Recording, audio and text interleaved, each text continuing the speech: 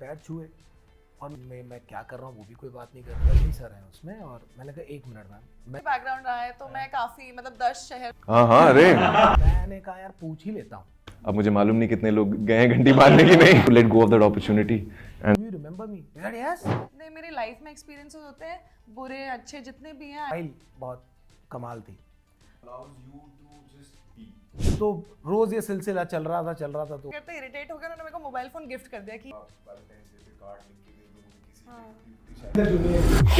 आजकल के 2 minute noodles और इंस्टेंट कॉफी के जमाने में और जहां पर हम स्क्रॉलिंग की दुनिया में उलझे हुए हैं वहां इत्मीनान की कहानियां कम कही जा रही हैं।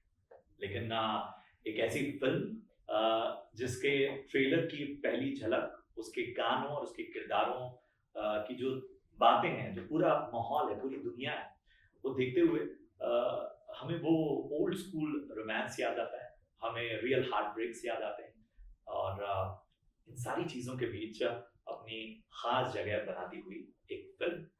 मैं ज्यादा बात नहीं करूंगा और मुझे बड़ी खुशी हो रही है इस खास बातचीत में शामिल करते हुए जतिन सरना को, मधुमिता रॉय को और प्रणय पचौरी को। आप सभी का बहुत बहुत शुक्रिया और खुश हैं आपसे बातचीत करते हुए और अच्छा लग रहा है।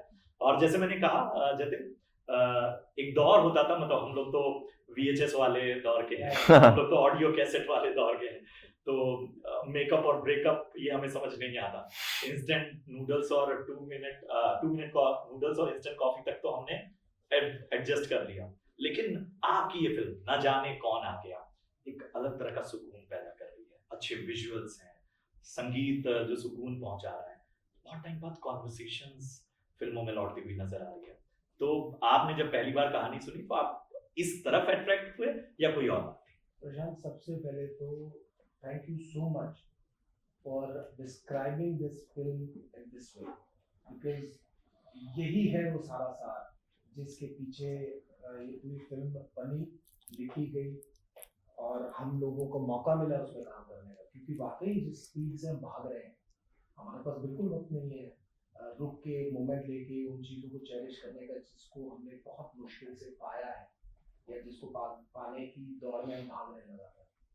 और हाँ, ये एक बहुत ही सुकून और आराम से कहे जाने वाली एक फिल्म है जो कि एक ट्रायंगल लव स्टोरी है और जो डील कर रही है आज जिस तरह से वैल्यूज है, इमोशनल लेवल की जिस तरह से हम लोग जूझ रहे हैं अपनी जिंदगी में कुछ ना कुछ पाने के लिए और बेटर होने के लिए, तो ये बहुत अच्छा आपने इसको इंट्रोड्यूस किया। और ये फिल्म करने का मकसद यही था, जिस तरह से विकास जो हमारे डायरेक्टर उन्होंने जो फिल्म नरेट करी मुझे पहली बार, तो एक चीज़ जो सबसे पहले मुझे अट्रैक्ट करी थी वो इसकी प्योरिटी, जो एक इम्पॉर्टेंट बात ये कहना चाहती है अपने मीडियम से, और सिनेमा से अच्छा कोई मीडियम हो नहीं सकता सोसाइटी को रिप्रेजेंट करने के लिए। तो जब मैंने कहानी सुनी तो एक इंस्टेंट अट्रैक्शन था उसके लिए, उस कैरेक्टर के लिए जो मैं प्ले कर रहा हूँ, और उसी सिलसिले में फिर सब जुड़े हम लोग और ये फिल्म मुकम्मल हो पाई। चलिए मधुरिमा, बहुत सारे सीन्स तो हमें याद दिला रहे हैं कई सारी सुपरहिट फिल्मों की, उन लोकेशंस की, और शायद मुझे बताने की आवश्यकता नहीं है, लेकिन इस फिल्म ने बहुत से नई नई लोकेशन को कहीं ना कहीं दुनिया के सामने रखा है। तो मैं थोड़ा एडवांटेज लेना चाहता हूँ आपका कि आजकल तो इन्फ्लुएंसर्स और ट्रैवलर्स जो ब्लॉगर्स हैं वो हिडन जेम्स बड़े खोजते हैं, तो हमें कोई एक टिप दे दीजिए इस इंटरव्यू के जरिए, जो लोग आपको सुन रहे होंगे वो कम से कम वैसी जगहों पे विजिट करें और आपका कोई मेमोरेबल सीन हो। तो हमने सबसे पहले तो बहुत ही खूबसूरत जगह में शूट किया है, भीमताल जो उत्तराखंड में है। ज्यादातर कमर्शियली भी वहाँ पे ज्यादा मतलब हमने नहीं देखा है फिल्मों में सो फार, बट एक हिडन जेम के बारे में बताना चाहूंगी जो हमारी बहुत कोर मेमोरी थी वाली शूटिंग। जो हम एक मंदिर गए थे घोड़ा खाल करके, और वहाँ पे जाके हमने, हमारा सीन तो था ही, बट उसके बाद हमने पूरे यूनिट के साथ वहाँ पे हमने घंटियाँ बजाई, हमने चिट्ठियाँ लिखी, हमने प्रेयर्स किए और एकजुट हो गए थे हम सब। और ऐसे मतलब स्पिरिचुअली मतलब टुगेदरनेस फील हुआ था ना उस दिन, sense of team, a sense of family. सच में मतलब शांत हो गए थे, 45 मिनट्स तक किसी ने बात नहीं करी, सब घंटी बजाए जा रहे थे और एक साउंड वाइब्रेशन के थ्रू हम एकजुट हो गए थे। So it was such a special memory और मैंने ऐसा कभी एक्सपीरियंस करा ही नहीं है।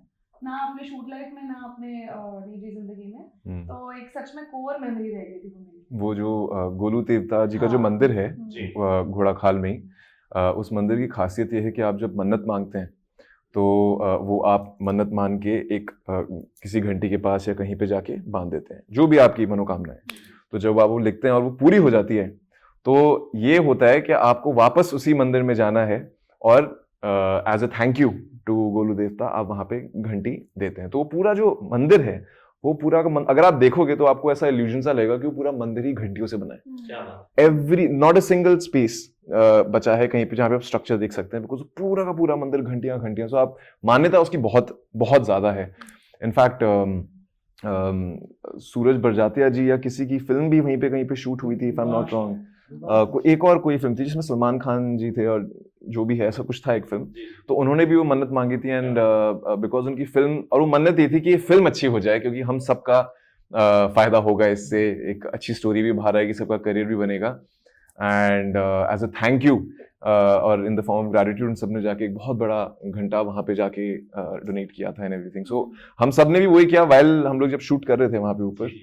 तो एक मोमेंट आया जब सब पेन और पेपर लेके अपनी मनोकामनाएं लिख रहे हैं क्योंकि ऐसे मौके बार बार भी नहीं आते और ऑस्पिशियस भी लगता है कि आप जो जिंदगी में करना चाहते थे वो फिल्म शूट या किसी एक अच्छी स्टोरी का पार्ट बनना वो आपको मिल रहा है एंड एक ऐसी जगह पे जहाँ पे जिसकी इतनी मान्यता है। तो nobody wanted to let go of that opportunity and सबने अपना अपना एक लिखा है। अब मुझे मालूम नहीं कितने लोग गए हैं घंटी मारने की नहीं लेकिन अब जाएंगे। जी जी जी। प्रणय, जब आप बात कर ही रहे हैं सारी चीजों की, तो एक जो कहानी मुझ तक पहुंची है, आप उसको वैलिडेट ज्यादा कर पाएंगे कि शूटिंग पे चैलेंजेस तो आते ही हैं जी। लेकिन एक पेट को लेकर कुछ चैलेंज आया था और कुछ मुझे लगता है कि मैं बोलूंगा तो वो ज्यादा अच्छा नहीं लगेगा। आप ही बताइए कि क्या रिश्ता बन गया आपका उस कहानी से? सो बेसिकली सीन था मेरे और मधुरिमा के बीच में एंड हमें basically we were looking for a pet, कोई छोटा सा पपी हो किसी के पास so that we can take permission and use it in our shoot for that particular scene, लेकिन वो हो नहीं पा रहा था। So the production people found a abandoned stray puppy जो मतलब घूम रहा था इधर उधर एंड कुछ था नहीं आसपास एंड एवरीथिंग। तो ऑल्दो वहाँ के जो लोकल्स थे they did give us the permission कि okay you can use it, but even they didn't know कि कहाँ से आया है कहाँ जा रहा है। वो पूरा एरिया थोड़ा लेपर्ड इन्फेस्टेड है भीमताल। सो उसके साथ हमने शूट तो किया प्यारा से पपी के साथ, लेकिन मेरा दिल आ गया and I am an animal lover and I am always vocal for dogs and adoption and instead of going for breeds, हमारे जो खुद के Indian local breeds हैं जिनके पास घर नहीं है, abandoned हैं, stray हैं, उनको एक घर देने का मैं हमेशा voraciously बात करता हूँ उस बारे में। तो मुझे ये opportunity milli and I was like अच्छा यार इसको साथ shoot तो कर लिया है but इसको अगर हम कहीं भी छोड़ेंगे because है तो बेचारा abandoned ही, कहाँ छोड़ेंगे, क्या होगा, और लेपर्ड इन्फेस्टेड एरिया है तो डर लगता है। तो मेरा दिल बैठ रहा था क्योंकि हम इतनी खूबसूरत लोकेशंस पे शूट कर रहे हैं, देवभूमि है, मंदिर जा रहे हैं, वहां शूट कर रहे हैं। तो आई थॉट अंदर से आवाज आई कि नहीं इस बच्चे को मैं शायद एक घर देना चाहूंगा। तो मैंने अपने मॉम डैड से बात करी एंड शूट खत्म होने तक मैं उसको अपने साथ रखा, खाना पीना हम लोग अपना करते थे साथ में। हाँ, everyone was very fond of her and फिर मैं उसको अपने साथ भीमताल से नोएडा ले आया जहाँ मेरे पेरेंट्स रहते हैं एंड या वी जस्ट नाउ उसका नाम लैला है अब एंड मेरे मॉम डैड के साथ रहती है and she is a big dog, she is a big mountain dog. But I think जिस जो हैप्पीनेस वो अब मेरे मॉम डैड को या हमें मिलती है and even when as a team we discuss about it. और मुझे ऐसा लगता है कि शायद क्रिएटिविटी की दुनिया ऐसी है, मतलब कौन किसे बना रहा है, मतलब आप गए एक फिल्म को शूट करने, जी बिल्कुल, एक किरदार को जीने जी, और वहां से कहीं न कहीं एक अलग कहानी अपने साथ लेके आए, बिल्कुल आपके साथ बिल्कुल। जतिन, जैसे मैंने कहा कि हम लोग तो भाई ऑडियो कैसेट और वीएचएस वाले जमाने के हैं, तो आप इन दोनों से सीनियर्स हैं अभी के टाइम पे। मैं इनका जूनियर ही हूँ तो बनने में बहुत उत्सुक हूँ। नहीं, लेकिन थोड़ा सा मैं मार्क्स के पॉइंट ऑफ व्यू से आप बताइए इनके साथ काम करने का तजुर्बा और कितना रेट करेंगे आप? बहुत अच्छा, इनफैक्ट ये इन दोनों के काम से मैं बड़ा मुतासिर रहा हूँ। पास्ट में काम किया, तो प्रणय को मैं थ्रू वेब शो ही जानता हूँ जो मैंने देखी थी, और मधु के साथ मैंने एक इससे पहले सीरीज की थी डांस एंड जी तो उसमें मुलाकात हुई थी, बस हमारे सीन्स हो रहे थे, बट ऐसा था कि सब हाँ, एक टीम साथ है। शूट कर रहे थे, तो वहां से कहीं ये दोनों थे, और जब फिल्म की शूट शुरू होने वाली थी, कास्टिंग पे बात आई, तो उन्हें काफी लोगों को, बिकॉज वो फिल्म इस तरह से है और कैरेक्टर इतने स्ट्रॉन्ग चाहिए उसमें कि एक स्ट्रॉन्ग होगा, दूसरा एक्टर वीक होगा, तो वो बैलेंस नहीं बन पाएगा। जी सो वी वांटेड के तीनों बहुत एप्ट लगे उस रोल के लिए, तो सर्टेन रिक्वायरमेंट्स थी कैरेक्टर की, इन दोनों के पर्टिकुलर थी, तो फिर हमने काफी लोगों को टेस्ट किया, विकास वाज ऑन इट, वो डेली अपना रोज एक आज ये वाला टेस्ट है, आज इसका टेस्ट, उसका वो करते थे, कईयों ने जवाब दिया, कईयों ने नहीं दिया, कईयों ने मैम कब बताती हूँ, तब बताती हूँ, तब बताता हूँ, अब मैं ये कर रहा हूँ, मैं वो कर रहा हूँ, करते करते फिर हमने फाइनली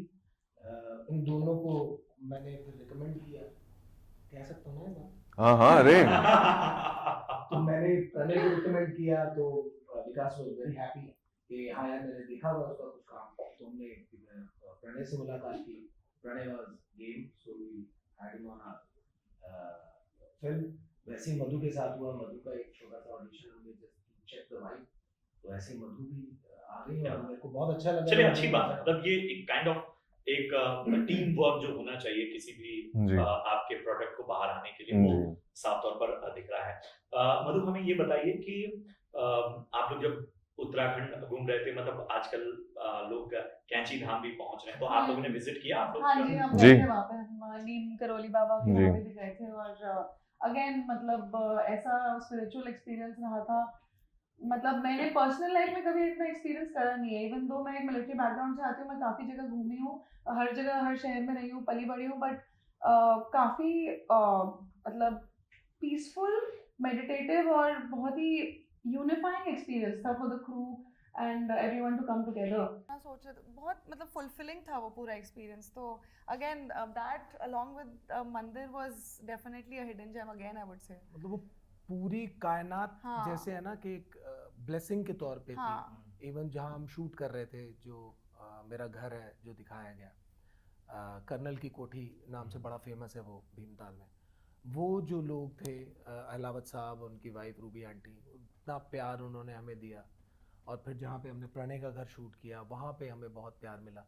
तो वो पूरा भीमताल उस वक्त इतना साथ में था हमारे कि शूट हो रही है और सब बहुत ही कॉपरेट करके चल रहे थे एक दूसरे से, और उसमें मंदिर में सीन होना वो एक अलग ब्लेसिंग थी। फिर नीम करोली बाबा के यहाँ जाके जब हमने फाइनली शूट रैप किया, तब हम वहाँ गए, तो बहुत जैसे देवभूमि जब बोलते हैं आप, तो वहाँ के पहाड़ क्या और ताल क्या, सब हमारे साथ थे कि इस फिल्म को खूबसूरत बना। इनफैक्ट जिस आर्यन के साथ एक इंटरेस्टिंग स्टोरी शेयर करना चाहूँगा।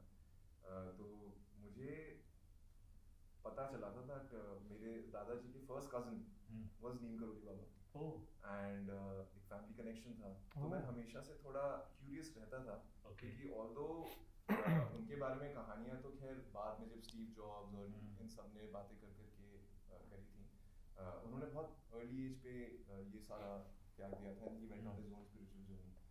तो I was always very curious, and मेरा एक अंदर से शायद कॉलिंग आ रही थी यार कि मैं इट्स स्ट्रेंज कि हाउ मुझे एक ऐसी इंफॉर्मेशन मिली है, एंड मैं इस आश्रम में जाके एक बार देखना चाहता हूँ कि I have a familial connection with someone, and he is highly revered and everything, तो मैं एक बार विजिट तो करना चाहूँगा, और मैं प्लान ही बना रहा था जाने का। तो हुआ क्या कि मेरी विकास जी जो डायरेक्टर है उनसे बात हुई, उनका फ़ोन कॉल आया था कि यार मैं इस डेट पे शूट करना चाह रहा हूँ, एंड मुझे लगा ओके, तब ये डिस्कस नहीं हुआ था कि भीमताल में शूट हो रहा है। तो मेरा क्या हुआ कि मैं जिस डेट पे प्लान कर रहा था कि नीम करोली बाबा के आश्रम जाके देख के आऊँ, उसी डेट पे ये फिल्म शूट की बात हो रही थी, तो रह गया। It's only 2 days later Vikas ji said कि हम फिल्म शूट कर रहे हैं भीमताल में। मैंने कहा ओ ओके, क्या बात। एंड मैंने ऐसे ही इनोसेंटली चेक किया कि भीमताल से नीम करोली बाबा कितना दूर है, मतलब यहीं पे आसपास है, turns out 40 minutes। So I was like oh okay, this is probably, कहते हैं बुलावा आता है, That was meant to be. meant to be। Yeah. So वो एक बहुत इंटरेस्टिंग सी चीज हुई, एंड कहीं ना कहीं मुझे लगा कि यार ये बुलावा ही और मुझे लगता है कि ये जो पूरी बातचीत है, ये उत्तराखंड के लोग, मतलब आपने कितना मतलब अच्छे से खूबसूरती से बताया कि ऐसा लग रहा था कि वहाँ के लोग हों, वहाँ का पूरा इकोसिस्टम जो है वो सभी आपके इस प्रोजेक्ट में एक तरह से क्रू मेंबर की तरह ही भागीदारी निभा, मतलब उन्होंने जिस तरह का सपोर्ट किया। जतिन, कुछ बातें जो है ना वो इस मीडियम को के लिए भी करनी होती हैं, तो फिल्म हाँ। से अलग मतलब लोगों को पूरा पूरा करियर लग जाता है रजनीकांत के साथ काम, मतलब दिग्गज तो कई ऐसे हैं जो अपनी बिजनेस में कहते हैं कभी मिलेगा, और आप बैक टू बैक शायद दूसरा प्रोजेक्ट नेल्सन की फिल्म है शायद। नेल्सन की फिल्म तो हमें मतलब ये मत कहिएगा कि मैं अभी सीक्रेसी रखना चाहता हूँ। नहीं नहीं, मैं बात करूंगा, चौड़े में बात करूंगा। तो रजनीकांत सर, और मतलब और न सिर्फ रजनीकांत सर, मतलब ओवरऑल जो खासतौर पे तमिल इंडस्ट्री या दक्षिण भारत की जो पूरी इंडस्ट्री है, उनके काम करने का ढंग यहाँ से किस तरह से अलग है? डेफिनेटली कुछ तो मतलब मैं हैदराबाद 6 साल रहा हूँ, हाँ। तो मैंने देखा है कि मतलब प्रॉपर उनकी एक शिफ्ट होती है, मतलब रामोजी फिल्म सिटी में मैंने कई शूट्स देखे हैं, तो प्रॉपर एक शिफ्ट होती है, खाना सबका एक जगह होता है, कुछ इस तरह की चीजें जो मैंने मेरी ऑब्जर्वेशन है, आप ज्यादा बेहतर बता पाएंगे। बिल्कुल, but to start with Rajni sir, I think definitely I am the luckiest one. अभी अगर मैं उस तरह से सोचूं, मेरी बात करूं तो कि भाई मुझे पहला मौका भी बिल्कुल ऐसे ही मिला था जब मैं दिल्ली में था, और मुझे कॉल आया था नलिनी मैम का, जो कास्टिंग कर रही थी, कि ऐसे ऐसे एक फिल्म है, AR मुरुगदोस बना रहा है और रजनी सर हैं उसमें। और मैंने कहा 1 मिनट मैम, मैं क्या कर रहा हूँ? बोले एक स्पेशल अपीयरेंस है, छोटा सा रोल है। नहीं, रजनी सर के सामने हूँ कि नहीं हूँ? हाँ, रजनी सर ही तुम्हें मारेंगे। मैंने कहा मैं कर रहा हूँ। मैंने कहा मैं कर रहा हूँ, मुझे कोई दिक्कत नहीं है, मार खाने में कोई दिक्कत नहीं है, इससे पहले भी हमारे स्टार्स ने मार खाई है, कोई दिक्कत नहीं। सो वो मेरा पहला वो था फिल्म उनके साथ, जब मुझे उनसे बात करने का भी मौका मिला दरबार में। दरबार करने के बाद ये सेकंड था नेल्सन सर। एक दिन अचानक से ऐसे ही मैसेज आया एक उनके एडी का कि sir please kindly send us your pictures. पता नहीं कौन है। देन ही सेड कि मैं जेलर में एडी था। तो मैंने फटाफट सर्च किया, जेलर में था भी कि ऐसी कोई फड़ी मार रहा है, तो देखा उस बंदे का नाम था। तो जेलर 2 हम शूट कर रहे हैं और रजनी सर है, और अब ऐसा ऐसा बड़ा सेटअप है और बड़ा रोल है, ऐसा ऐसा एंटैगनिस्ट है। मैंने कहा ठीक है। बस फोटोज़ मैंने भेजी, हफ्ते बाद they send me the tickets के कॉस्ट्यूम ट्रायल है। मैंने कहा यार कोई भाषा आती नहीं, कोई बात ही नहीं कर रहा उस बारे में, फिल्म में मैं क्या कर रहा हूँ वो भी कोई बात नहीं कर रहा है। मैं कॉस्ट्यूम ट्रायल दे के आया, दूसरा ट्रायल देने फिर गया, and I was locked. And then मुझे पता लगा एक बड़ा सेटअप है, एंटैगनिस्ट हूँ, और इस तरह से वो सब होने लगा। And finally when I shot with Rajni sir, वो सीन, मतलब उस दिन तो ऐसा था कि बस, और वो भी तमिल बोलनी थी मुझे, आई कैंट स्पीक हिंदी, और रजनी सर सामने है और मैं अंदर से तो डरा पड़ा हूँ, लेकिन आई वाज कॉन्फिडेंट, क्योंकि मैं मतलब उस वक्त एक लेवल अप हूँ कैरेक्टर के उसमें, तो मुझे अच्छा परफॉर्म भी करना है। But the best part of it was कि मैं जब रजनी सर से पहले दिन मिला ऑन द सेट, मैं झुक के उन्हें प्रणाम किया, आशीर्वाद लिया, और उन्होंने मुझे देखा और उन्होंने कहा हाय हाउ आर यू। मैंने कहा sir I am good, I am very good. हाँ हाउ हैव यू बीन? मैंने कहा सर ऑल गुड। कितना दिन हो गया आए हुए? मैंने कहा सर हफ्ता 10 दिन हो गया। Good good, very good very good. And मैं सरप्राइज कि इन्होंने मुझे पहचाना है या ये सबके साथ ऐसा करते हैं। तीसरे दिन जस्ट टू चेक दैट, मैंने दोबारा वही रोज पैर छूना, वो हमारे तो कल्चर में, मैंने पैर छुए और मैंने कहा यार पूछ ही लेता हूँ। तो मैंने कहा sir do you remember me? Yes, we were in that film Murugadoss Darbar, you were there. उस दिन मैंने कहा अरे भाई ये है, अब हो गया, अब कुछ नहीं चाहिए। सो ये हम्बलनेस उनकी, वो केयरिंग, आते जाते पूछना कैसा चल रहा है, क्या हो रहा है, तो वो अमेजिंग, मतलब उसको मैं डिस्क्राइब भी नहीं कर सकता शब्दों में। तो मेरे लिए बहुत इंपॉर्टेंट है वो फिल्म जेलर 2। क्या बात है, चलिए इंतजार रहेगा। मधुरिमा, जब बात ऐसी फिल्म की आती है तो होता है कि कोई भी किरदार में आप तब ही बेहतर इमोशन डाल पाएंगे, या तो आप खुद गुजरे हो, या तो आपने कुछ ऐसा एक्सपीरियंस किया। तो हमें बताइए कि मतलब मोहब्बत तो सबकी जिंदगी में कम ज्यादा रही ही रही होगी, आई एम श्योर। तो हमें कुछ बताएं कि आखिर आपने कैसे रिलेट। आई थिंक सबसे सुंदर बात इस प्रोफेशन की या किसी भी क्रिएटिव इंडस्ट्री की बात ये होती है कि आप अपनी ज़िंदगी और अपने क्राफ्ट को अलग लेके नहीं चल सकते, वो एकदम अमेलगमेटेड ही रहते हैं हमेशा। और जितने आप बड़े होते जाते हैं आप, और आपका भी इवॉल्व होते जाते हैं, और आपका किरदार भी उस हिसाब से मैच्योरिटी दिखाता है। तो आई फील जितने मेरी लाइफ में एक्सपीरियंसेस होते हैं, बुरे अच्छे जितने भी हैं, आयरॉनिकली वो सब मैं इन्वॉल्व कर सकती हूँ अपने कैरेक्टर्स में। मैं जब भी कोई किरदार पढ़ती भी हूँ तो मुझे कहीं ना कहीं, हम सबको अंदाज़ा एक लग जाता है कि हाँ ये तो इस तरह सोचती है या नहीं सोचती है, सोचता होगा। तो I think that is a challenge also, but also that's the beauty of it, that it's all amalgamated together, you can't keep it in isolation. ऐसा कभी नहीं हो सकता कि एक बहुत ही पोलर कैरेक्टर भी अगर हो, उसमें भी कुछ ऐसी चीज़ें होंगी जो आपके अंदर भी होंगी। So that I think that's the beauty of just a human being in general, you know. तो उसी चीज़ में आई थिंक मेरे को सबसे ज़्यादा मज़ा आता है टू डिस्कवर। चलिए प्रणय, हमें बताइए कि आपके लिए प्यार क्या है, और सबसे इम्पोर्टेंट चीज़ ये है कि कितना ज़रूरी होता है कि अमूमन जब लोग कहते हैं कि प्यार में एक इमोशन पॉजिटिव होने का भी है, प्यार में एक इमोशन कहीं ना कहीं टेंशन का भी है। मतलब मैंने किसी बहुत अच्छे साहित्यकार की किताब में पढ़ा था कि मतलब प्रेम का जो दुख है, मतलब वो जिसने बेयर कर लिया और जिसने उसके साथ पेशेंस बना लिया, उसके साथ रिश्ता जोड़ लिया, वही अंत तक बना रहता है।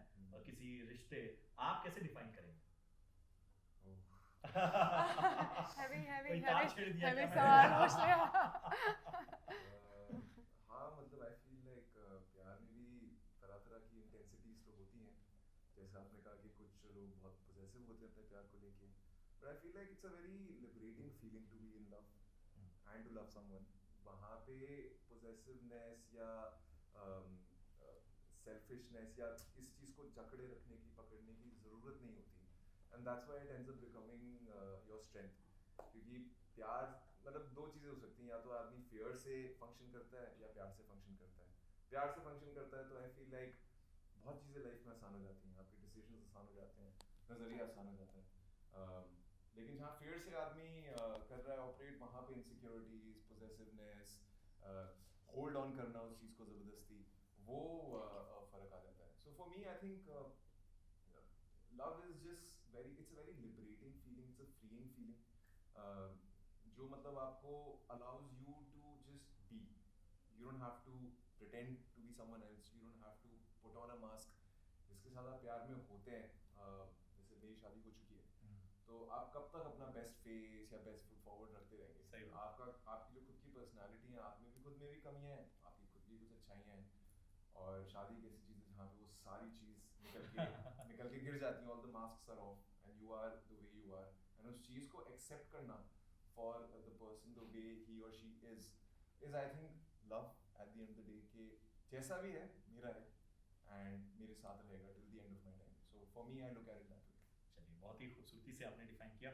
जतिन भाई, आपसे तो मैं मतलब अपने लेवल पे बात करूंगा। मतलब ठीक है, मैंने अपने स्कूल डेज में अपनी गर्लफ्रेंड के रिक्शे के पीछे तक मैं साइकिल चला के गया हूँ। ठीक है, मतलब एसटीडी पीसीओ के जमाने होते बिल्कुल। थे, सिक्के डाल डाल के दूर जाके कि कोई पहचाने नहीं, आवाज बदल। आप बताइए आपने क्या क्या किया? जिसके यहाँ एसटीडी लगी हुई थी, मैंने उसकी लड़की के साथ ही अरे बाप रे। मुझे प्यार हो गया था। प्यार के मतलब उस वक्त तो नहीं अकल थी, हाँ, तो ऐसा लगता था कि सब कुछ ना कुछ गर्लफ्रेंड बॉयफ्रेंड की बातें करते हैं। हम बड़े कंजर्वेटिव हाँ। उससे आते हैं ना, परिवेश से। स्कूलों में भी बड़ा ऐसा कि लड़कियां उधर लड़के इधर, घर में भी बहुत स्ट्रिक्टनेस थी कि कोई ऐसी बात का मतलब ही नहीं है। तो एक हमारे पीसीओ होता था गली के एंड में, तो वहाँ पे एक कन्या थी, उनसे मेरी दोस्ती थोड़ी सी बढ़ी, और वो दोस्ती जितना ही था, बस ऐसा फील करने के लिए था कि हाँ दिख भाई, जाए तो अच्छा लगता है। हाँ फील करने के लिए था कि बस हाँ कोई है जो प्यार से बात करता है, जिससे आपको प्यार से बात करने का मन करता है, आप मिलने का मन करता है। बट एक बड़ा मज़ेदार किस्सा था। एक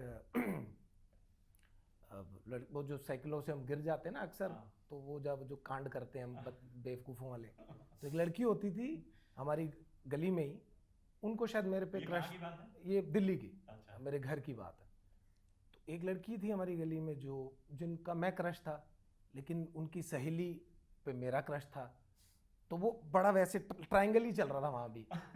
तो मैं उसके इंतज़ार में खड़ा रहता था। मुझे नहीं पता था कि वो इसलिए हंस के देखते हैं क्योंकि वो अपनी सहेली की मुझसे सेटिंग कराना चाहती है, बट मेरा दिल उन पे था। वो बॉब कट उस ज़माने में बाल रख के वो, और इतनी मिनी स्कर्ट, तो मतलब वो बड़ा रिवोल्यूशनरी था हमारे लिए। मुझे तो परफ्यूम की महक से ही हाँ मतलब वो बहुत एक अलग थी, उसकी स्माइल बहुत कमाल थी। तो रोज़ ये सिलसिला चल रहा था, तो रोज़ निकलती थी, हम देखते थे, मैं जानबूझ के क्रिकेट खेलता था गली में उसी टाइम पे। एक दिन तो पहले ज़माने में क्या होता था, घर के बड़े बूढ़े जो हैं वो बाहरी वेड़े बना मतलब उस पर बैठ जाते थे। तो मेरी दादी जो है वो घर के बाहर ही बैठी हुई थी, मैं लेट हो गया, कुछ हुआ, वो लड़की ने जाकर मेरी दादी से बोला जीतू का है, my nickname is Jeetu, Jeetu का आंटी। एंड माय दादी वो शॉक के भाई लड़की पूछ रही है जीतू, ये क्या है मतलब। तो वो पूछ पाछ के वो तो चली गई, और घर में फिर मेरी छतरोल हुई। मेरी दादी बोली, "ओ कुड़ी कौन सी?" ओ मैंने कहा कौन सी कुड़ी यार? वो कहती वो परकटी जही सीगी, है ना, पंजाबी फैमिली से परकटी, ਉਹਦੇ बाल कटे हुए सी, शॉर्ट ਉਹਨੇ शर्ट स्कर्ट पाई सी छोटी, की ਪੁੱਛਦੀ ਕਾਨੂੰ ਪੁੱਛਦੀ ਸੀ ਤੈਨੂੰ, मतलब क्यों पूछ रही थी तेरे बारे में। एंड आई वाज लाइक कि भाई मैंने गलती कर दी, क्या हो गया, बट एक वो अंदर से जो वो तितलियां उड़ रही थी ना कि यार उसने पूछा मेरे बारे में, मतलब कुछ तो है। बट फाइनली फिर उसकी शादी हो गई। इतनी अच्छी हैप्पी एंडिंग। हाँ उसने शादी कर ली और हम लोग वही फेल होते गए और पढ़ाई की टेंशन में पड़े रहे। तो ये सब रहा है लाइफ में बहुत। बिल्कुल बिल्कुल यही रंग है। मधु हमें ये बताइए कि आपका कोई वाक्य, मतलब आपके पीछे, मतलब आपके पीछे तो अभी भी पड़े ही होंगे लोग। कहाँ है ये लोग, मुझे भी मिले पीछे पड़े कभी। हुए कहाँ ये है ये देख, लोग? पीछे देख, मुझसे भी मिल लीजिए कभी। हमें ये बताइए कुछ modestly स्कूल कॉलेज के। बोल स्कूल रही है। कॉलेज मेरे तो बहुत ही एक्चुअली मेरा लेकिन मिलिट्री, आर्मी बैकग्राउंड हाँ मेरा मिलिट्री बैकग्राउंड रहा है, तो मैं काफी मतलब 10 शहर स्कूल मैंने बदले हैं। मधु ये तूने बहुत बार गिना दी है बात। हाँ। ये तू बता रही है, डरा रही है, क्या कर रही अरे है मतलब? अरे सर, मुझे तो एक बार एक आर्मी बैकग्राउंड की लड़की ने ये कहा कि मेरे पापा ने शुरू से कह रहा है कि लड़कों से बात नहीं करनी नहीं है। करना है, तो आपको भी ऐसा कुछ मेरा भी ऐसा ही कुछ था एक्चुअली। उस दिल्ली में हम पढ़ाई कर रहे थे, तो 9th-10th क्लास में थी तो तब मोबाइल फोन्स होते नहीं थे हमारे। तो एक लड़का मेरे पीछे पड़ा था काफ़ी समय तक, तो वो फ़ोन करता रहता था, और जब भी वो लैंडलाइन पे करता था तो तब कॉलर आईडी ये सब तो पापा ना एक टाइम के बाद वो समझ गए थे कि फ़ोन आ रहा है, कोई अगर बात नहीं कर रहा है तो वो लड़का ही होगा, इसी का दोस्त होगा। तो वो पापा ना फ़ोन उठा के फिर हेलो भी बोलना बंद कर दिया, लाइक हाँ cherry, cherry is my nickname, तो चेरी तुम्हारा ही फ़ोन है। और फिर ऐसे करते करते इरिटेट हो गए, उन्होंने मेरे को मोबाइल फ़ोन गिफ्ट कर दिया कि ये लो, ताकि तुम शांति से बात कर पाओ। तो क्या वहाँ बात से, है, ये ऐसे बात, मतलब क्या ये और बात, मुझे डिस्टर्ब मत करो प्लीज, बात कर लो तुम्हें जिससे भी बात करनी ये वाले पापा कूल है। हाँ। प्रणय आप बताइए कि इनके पीछे बहुत लड़के, सॉरी लड़कियां पड़ी हैं। हमें बताइए आपका कोई इंटरेस्टिंग किस्सा ऐसा कुछ, या मतलब जो आपकी अभी पत्नी है उनके साथ कैसे बातचीत शुरू हुई, कहाँ से कहानी शुरू हुई थी? एक दोस्त की शादी पे शुरू हुई थी। कहाँ की बात है ये? चंडीगढ़। ओके। तो हम लोग वहाँ मिले थे पहली बार, एंड वो जो हमारा दोस्त था, my wife and me were very close friends with that guy. Okay. But he never introduced us ऐसे कभी भी, हाँ। कभी जिक्र भी नहीं हुआ था हमका। उसकी शादी पे हम लोग मिले थे, एंड going innocently कह सकता हूँ कि हाँ love at first sight, and मतलब एक interesting लग रहा था कि this can be an interesting dynamic. तो मैंने दूसरे दिन ही उनको मजाक में ऐसे बोल दिया था कि आज से 2 साल बाद तेरी मेरी शादी होगी on this date. तूने पी तो नहीं रखी थी? नहीं। ये चंडीगढ़ करे आशिकी वही और एंड मतलब वही है, डेस्टिनी है that exactly 2 years later on that date we got married. क्या बात। एंड हाँ, बचपन के किस्से हो तो यही प्रैंक कॉल्स करना, हाँ। बात करना आवाज बदल बदल के, एंड ये सारी छोटी छोटी हरकतें तो मतलब सब आई थिंक सबके लाइफ का सबके लिए, पार्ट हाँ। रहा ही है कहीं ना हाँ। कहीं. So there is a lot of relatability in that. चाहे वो आप वैलेंटाइंस डे पे कार्ड लिख के दे दो, किसी हाँ। के टूटी फूटी शायरी लिख के दे दो, कुछ भी दे दो, क्या तो बन रही नहीं पता. एक दौर ऑर्कुट का भी आया था। हाँ और ऑर्कुट, हाँ। हाई फाइव, ऑर्कुट, क्या क्या नहीं होता था। वो याहू, Testimonials हाँ। याहू मैसेंजर था। डीएम्स होते थे. हाँ। ये लिख के दे दो कि इसने मुझे हार्ट भेजा, मतलब कितनी बड़ी बात हो जाती थी उस वक्त। तो हम एक्चुअली देखा जाए तो आवर जनरेशन इज सच जिन्होंने ओल्ड स्कूल रोमांस से पूरा एक एवोल्यूशन देखा हाँ। देखा है, correct. हाँ। कि ऑकवर्ड से लेके फिर याहू मैसेंजर होता था, हाँ। फिर धीरे धीरे फेसबुक आया. हाँ। बेंच पे बैठने से बेंचिंग तक सब देख लिया हमने। So it's been interesting. हमने आई थिंक लव बहुत या क्रशेस इतने अलग-अलग इतने तरीके से अभी वाले में तो इतने टर्म्स हैं वही वही वही वही हमारे वक्त में बेंचिंग, तो bread crumbling, love bombing, bombing, Ghosting. Ghosting, ये सब आई थिंक मुझे लगता है मैं कुछ सिचुएशनशिप मैं आर्टिकल भी सिचुएशनशिप। पढ़ रही थी उस दिन कि हमारी जिंदगी में ये सब हुआ है, हम सब हाँ। चीज फेस कर चुके हैं, हमें बस टर्म्स नहीं पता थे। आजकल की जेंजी आजकल तो क्या हर चीज के इमोशन बताने के लिए एक रील एक मौजूद रील है। हाँ नहीं बट घोस्टिंग जैसी चीजें, बेंचिंग जैसी चीज, सिचुएशनशिप जैसी चीजें नहीं थी, लिविंग जैसा कुछ नहीं था अरे, भाई। घोस्टिंग तो हुआ लड़कियां होगा, रो देती कुछ थी, नहीं था। मतलब मेरे साथ हो छोटे चुका है शहर में तो घोस्टिंग, बिल्कुल, मुझे नहीं, पता नहीं, नहीं। उस जमाने में। लेटर डाल दिया या उसको पीछा कर लिया। हाँ, मतलब बिकॉज वो एम्बैरेसिंग हो जाता है ना किसी के लिए, एक लड़की के लिए बड़ा एम्बैरेसिंग है कि उसके परिवार को पता लगेगा, कोई आपका तो मजाक हो गया, उसके लिए एक बड़ी प्रॉब्लम खड़ी हो गई है। तो मतलब मैं खुद त्योहारों में स्पेशली होली में हमारे शहरों में तो आमतौर पे लड़कियां निकलती नहीं थी घरों से।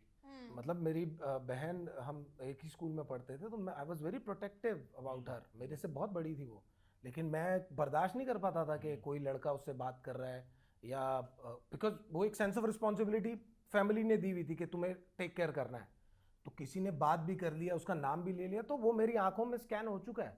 ये मेरे मतलब- बिल्कुल बड़े भाई जैसे बात कर रहे हैं अभी। ये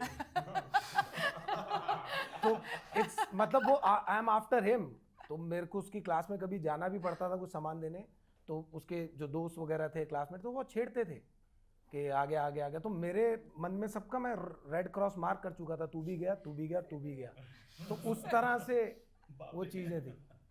बट यही सब चीज़ों के बीच में जो ये खूबसूरती की बात करी, ये सब बहुत टाइम था ना तब हमारे पास, इनोसेंस थी एक, हाँ। इतना पेशेंस होते थे। हाँ, पेशेंस था यार, बटरफ्लाइज होते थे। सबसे बड़ी बात है पेशेंस था, हाँ। एक इंतजार, हाँ। जवाब का इंतजार एंटिसिपेशन ऑफ क्या और होगा। है, वो गुलाब वाला वो बिना सब एक्सपेक्टेशंस के। हाँ। करेक्ट आपका है, आप वर्स्ट मान के चलते थे हाँ, कि वो- भाई ये तो मेरे लीग के बाहर की लड़की हाँ। है। आपका है। ज्यादातर अपनी लीग के बाहर की लड़की है। सब- और एक सब- क्लैरिटी सब। भी होती थी, जैसे अगर दो इंसान एक दूसरे को हाँ। देख रहे हैं काफी दिनों से, पीछे घूम रहे हैं हाँ। एक दो, प्यार होता था, इनोसेंस होता था, और वो क्लैरिटी होती थी कि चलो अभी बात कर ली, अभी हम बॉयफ्रेंड गर्लफ्रेंड हाँ। हैं। हाँ। आज के जमाने में होके भी पता नहीं है कि श्योरिटी नहीं है। आजकल इंस्टाग्राम का तो ये वैसा है कि एक होटल में मेन्यू पीयूष होता है। भाई, हाँ। पीयूष मिश्रा सर ने बड़ा अच्छा, अभी एक कहीं मैं उनका वीडियो देख रहा था, वो शायद जश्न देखता या कहीं थे, तो उन्होंने बड़ा मैंने कहा कि मतलब ये तुम लोग तो बात ही मत करो, मतलब Gen Z। जेंजीज को कहते हैं तुम लोग तो बात ही मत करो,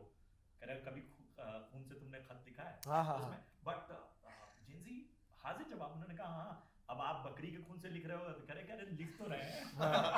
इसके खून से। नो बट स्टिल वो इस फिल्म के मुतालिक अगर Yes, yes. उसको लेके जाऊं उन सब चीज़ों को, तो विकास अरोड़ा जो हमारे डायरेक्टर हैं और विपुल धवन जो प्रोड्यूसर हैं, उन लोगों का जो इस फिल्म को बनाने का पहला मकसद है वो यही है Yes. कि ये जो आज हो रहा है और जो मिस हो रहा है रिलेशनशिप में, इमोशंस की जो कमी आ जा रही है, जो हम बिल्कुल भूल जा रहे हैं, मतलब प्यार किया तो भूल गए, नहीं फॉलो अप किया, शादी की तो ठीक है अब चल रहे हैं, जो दूसरे को देख के अपने आप को संवारने का जो हमने वो ट्रेंड शुरू किया है ना, कि दूसरे का गाल लाल है तो अपना थप्पड़ मार के करना है, वो चीज़ को मद्देनज़र रखते हुए, देखते हुए, एक प्यार की कहानी बड़े प्यार से कहने की कोशिश करी है। ना जाने कौन आ गया हमें, कि क्यों, मतलब वो सवाल है, वो आपको गिरेबान पकड़ के बता नहीं रहे हम कि ये है, हम कह रहे हैं कि यार ये है, अब आप बताओ, ठहर के देखो आराम से, आप इस पे सोचो कि क्या हो रहा है, क्या करना है, क्या ठीक है क्या गलत है, वो क्या है। तो वो मेन जो है, क्योंकि अभी आप देखेंगे जिस तरह से फिल्म्स बन रही हैं, एक्शन है, रिवेंज है, ब्लडशेड है, टॉक्सिसिटी है, जो भी है, मस्कुलिनिटी है, जो भी, not comparing our films or not saying that they are good or they are bad or whatever, but उस सब के बीच में we just want to make audience sit in cinema for 2 hours and to understand what is the real meaning of love, relationship, bonding, emotions क्या है। बिल्कुल, और मेरा ख्याल से हर कहानी जो है वो अपनी जगह इसी तरह से बनाती है, Correct. उसका अपना स्पेस बनाती है। जतिन भाई, मैं बेसिकली पेशे से बिजनेस एंकर हूँ, सिनेमा मुझे शुरू से पसंद बिजनेस बहुत बुरा हाल है यार, मार्केट गिरी पड़ी है, तो क्या चलिए, करें यार। हमें ये बताइए कि मतलब इन्वेस्टमेंट बहुत सारे लोग इन्वेस्टमेंट की हुई है कि नहीं? इन्वेस्टमेंट तो की हो, लेकिन हमें बताइए कि खासतौर पे जो जेंजी ऑडियंस या बाकी लोग आपको देख रहे हैं, आपके फॉलोअर्स, आप सेविंग्स या अपने कैपिटल को मैनेज करने के लिए क्या टिप्स देंगे? क्या इंसान के लिए क्या जरूरी है जब वो कमाना शुरू करे, तो इस फ्रंट पे किस तरह से काम करें? ये बहुत ज़रूरी है बिकॉज इतना वॉलेटाइल है ना मार्केट इस वक्त, और जिस तरह से वर्ल्ड लेवल पे जो अभी चीज़ें चल रही हैं, बीट वॉर और बीट जियोपॉलिटिक्स जियो पॉलिटिक्स है, या जो भी करेंसी को लेके जो भी चीज़ें चल रही हैं, तो I think it's very important कि आप जो भी करें उसमें से कुछ परसेंटेज सेविंग में ज़रूर लेकर आएँ. And it's high time, it's a good time for you if you can, because my father has always given this mool mantra to me to invest in gold, silver, because वो jeweller हैं, तो he always said कि बेटा gold में invest करो, gold में invest करो. हालांकि अभी मार्केट डाउन है, but still I would say it will recover, there is no need to panic at all.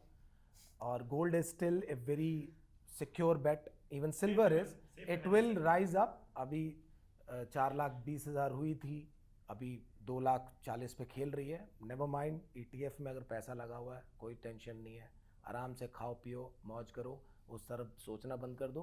But still जो भी हैं, आज की जनरेशन भी खास तौर पे वो ज़्यादा समझदार है. हम उन्हें बेवकूफ़ समझते हैं बट वो है नहीं, वो चला देंगे हम सबको, क्योंकि मैं भी उसी जनरेशन का हूँ, जेन ज़ी. तो इट्स वेरी इंपॉर्टेंट, प्लीज़ आप जो भी कमाएं उसमें से कुछ परसेंटेज ज़रूर इन्वेस्ट करें, और you can start up your own business जिसमें कम लागत हो और प्रॉफिट ज़्यादा हो. बिकॉज आजकल आपको दुकानें लगाने की ज़रूरत नहीं है, you can start it from your home. Mobile आपके पास है, there are so many businesses that people are running from there just one room, और माल लिया और बेचा, और 20-30 के प्रॉफिट पे जो भी है यू कैन डू दैट. चलिए, बहुत बहुत इंपॉर्टेंट ये भी हिस्सा हो गया. मधु, आप बताइए, वुमेन की फाइनेंशियल इंडिपेंडेंस के मायने आपके लिए क्या हैं? और जाहिर सी बात है कि आजकल एक्टर्स की एक हिस्सा हो गया एंटरप्रेन्योर जर्नी का भी, वो एक फेज के बाद उस ओर भी देख रहे हैं, तो आप भी इस बारे में सोचती हैं? सोचती ज़रूर हूँ, बट एक नीश अभी तक मैंने सोचा नहीं है. काफ़ी डिफरेंट कैटेगरीज के बारे में ज़रूर सोचा है कि ऐसा मैं कर सकती हूँ. जैसे स्पोर्ट्स में मुझे बहुत दिलचस्पी है, एनिमल्स में बहुत ज़्यादा है, फैशन में है, तो I am still very cluttered. जब मुझे वो क्लैरिटी आएगी मैं ज़रूर वो जर्नी लेना चाहूँगी. But financial independence for a woman is 2000% necessary. मैं जब बच्ची हुआ करती थी, मेरे पापा घर में 24 घंटे CNBC TV 18 लगा के वो शेयर्स वगैरह मार्केट देखते थे. मैं उस टाइम सोचती थी कि पापा क्यों हमें सारा वक्त आप ये दिखाते रहते हो. बट अब मुझे जाके उसकी वैल्यू समझ आती है, बिकॉज 15 साल, मोर देन अ डेकेड से मैं भी इन्वेस्टमेंट कर रही हूँ. पहले पापा हेल्प करते थे, अब मैं करती हूँ, और खुद का पैसा जब लगता है तब आप उसकी वैल्यू, आप उसका मूल्य जानते हैं. और मतलब म्यूचुअल फंड, ये सब नॉलेज. एंड मैं कहना चाहूँगी to the government, actually to the educational system, that ये जो चीज़ें हैं ना, जैसे लाइफ लॉन्ग स्किल, ये हमारे एजुकेशन सिस्टम में डालना चाहिए एज अ मैंडेट, क्या बात? Instead of just basic history. All that is necessary, but like investment ये हमें लाइफ लॉन्ग हमें हेल्प करेगा to sustain, especially for me, single woman, independent, living in a city like Bombay and acting as a career which is so volatile. तो उसके लिए तो 100% you have to have it as a backup. तो ये तो बहुत ही नेसेसरी है. Amazing tip. प्रणय, आप बताएं, आपका इन्वेस्टमेंट का नजरिया क्या है? आप कहाँ पैसा लगाना पसंद करते हैं? आजकल तो रियल एस्टेट में भी एक्टर्स की दिलचस्पी बढ़ गई है. अभी रेट कम है, कर सकते हो, अच्छा टाइम है. But I feel like more than that, I'm working towards creating a mindset जहाँ पे कि जैसे जतिन भाई ने भी बोला कि हर एक की लाइफ के as an artist आपके काफी facets हैं, काफी sides हैं to yourself that you can also use it as an economic activity. So rather than just binding yourself to just one profession or whatever, now it's a great opportunity कि आप अपने और पद हिला सकते हैं, और चीज़ों में भी ट्राई कर सकते हैं, and not stick to just one source of income. Because I think savings भी तब मज़ा आता है जब आपके पास मोटा पैसा हो बचाने के लिए. तो वो करने के लिए भी मुझे लगता है कहीं ना कहीं from what I am seeing is a lot of people are in a hurry to make a lot of money instantly. तो मुझे लगता है पहले एक जगह कदम जमा लो and then move on to other things that you can start as a side hustle. और वो ज़रूरी भी है ताकि आपकी खुद की अकल बढ़ती है, आपका माइंडसेट चेंज होता है, इन्वेस्टमेंट समझ में आता है, सेविंग समझ में आता है, कहाँ कैसे खर्च करना है वो समझ में आता है. तो that is something that I am following and I'm doing. चलिए, एक आखिरी सवाल आप सभी से. ओल्ड स्कूल रोमांस की बात हो रही है. जतिन भाई, आप बताइए, आपकी पसंदीदा मूवी ऑल टाइम, अगर रोमांस की बात की जाए या प्यार की बात की जाए, जो आप बार बार, मतलब अगर VHS वाले दौर के आप भी हैं, तो आप कौन सी देखते थे बार-बार VHS पे लगा के या VCR पे लगा के? Though it's not a love story, but I have always seen it like a love story. तो रॉकी फिल्म है सिल्वेस्टर स्टेलोन की, वो मेजरली तो स्पोर्ट्स ड्रामा कह सकते हैं, बट इट्स नॉट. अगर आप पहली फिल्म देखेंगे तो यूल फाइंड कि एक आदमी की चाहत सही बात। एक लड़की के लिए, और जस्ट उसको पाने के लिए वो सब कुछ करता है. उसके लिए बॉक्सिंग, उसका करियर कोई मैटर नहीं करता है. जस्ट वो उस लड़की को प्यार करता है, एड्रियन को, और उसे खुश रखना चाहता है. विच फॉलोज टिल नाउ. क्रीड 2-3 आ चुकी है, वो अभी तक वो चल रहा है. तो मेरे लिए एक वो फिल्म है जो बहुत ही इम्पॉर्टेंट है as in love story when it comes to. बाकी यहाँ पे हम लोग देखते हैं तो बहुत सारी और लव स्टोरीज़ हैं. दिलवाले दुल्हनिया ले जाएंगे सबकी फेवरेट है ना. मैंने प्यार किया सबको बहुत पसंद है. साजन है, और कई फिल्में हैं, कई तमाम फिल्में हैं, बट मेरी फेवरेट रॉकी है. चलिए मधु, आपकी फेवरेट लव स्टोरी? वैसे तो बहुत सारी हैं, but I think at the top of my mind मुझे अभी पता नहीं क्यों, आई थिंक मैं बचपन से बहुत कनेक्शन है. तो मैं जब स्कूल से आती थी तो रंगीला में देखने का बहुत शौक था मुझे, क्या बात? उर्मिला को देख के, और फिर मेरे लिए वो दिमाग में मेरे रह गया कि ये मतलब बहुत प्यारी सी, बहुत नटखट टाइप स्टोरी, और फाइनली आमिर खान और वो एक साथ आते हैं तो मुझे वो बहुत दिल के करीब है मेरे. आई थिंक मैं स्कूल से आती थी, नाचती थी उन गानों पे तब, इसलिए बात। मेरे मन के बहुत पास है. और एक और फिल्म थी नसरुद्दीन शाह और सुप्रिया पाठक, शबाना आज़मी जिसमें है, जो कौन सी है वो, नाम भूल जा रही हूँ मैं.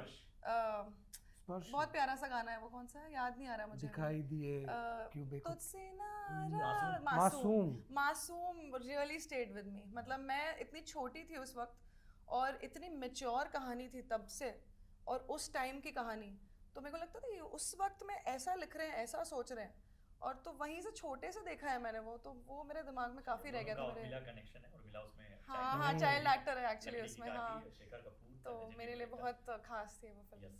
प्रणय, आप बताएं आपके लिए वो एक फिल्म या ओ भाई खेल गया, खेल गया भाई, खेल गया, 7 करोड़. खेल गया. हाय साहब, खेल गया. को आ रही है, आप सब लोग देखिए. हालांकि मैं पहले यही कहने वाला था.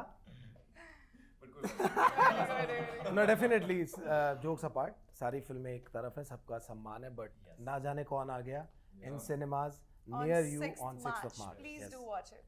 इन सिनेमाज ओनली मैं प्लीज. सीख गई, देखो चलिए. बोलना नहीं पड़ा इस बार. अच्छा लगा आप सभी से Thank बातचीत you, करके. Prashant. Thank you उम्मीद so करते हैं कि much. हमें जितना मजा आया है उतना ही दर्शकों को भी मजा Definitely आया आया, इस बातचीत का. थैंक यू सो मच, और आप सभी को ढेर सारी शुभकामनाएं. Thank you so much. Thank you. so much. Thank you. Pleasure.